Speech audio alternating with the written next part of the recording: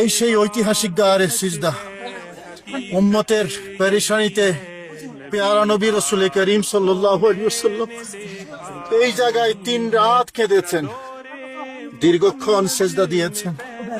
হযরত মুআজ বিন জাবাল রাদিয়াল্লাহু তাআলা আনহু নবীকে খুঁজছেন মসজিদে নববীতে, নবীকে পাওয়া যায়নি।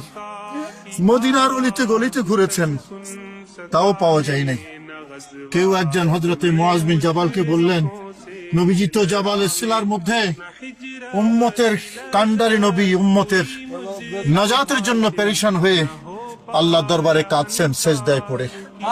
হযরত মুআজ বিন জাবাল রাদিয়াল্লাহু তাআলা আনহু এসে দেখলেন এই জায়গায় পেয়ারা নবী রাহমাতুল লিল আলামিন সিজদায় পড়ে আছেন, অপেক্ষায় আছেন নবীজি সিজদা থেকে উঠবেন, কিন্তু উঠছেন না। আরো অপেক্ষা আছেন, তাও উঠছেন না। আরো অপেক্ষা আছেন, তাও উঠছেন না। দীর্ঘক্ষণ অপেক্ষার পরে হযরত মুআজ বিন জাবাল রাদিয়াল্লাহু তাআলা আনহু মনে মনে ভাবছেন, পেয়ারা নবীর ইন্তেকাল হয়ে গেল কিনা, নবীজির ইন্তেকাল হয়ে গেল কিনা।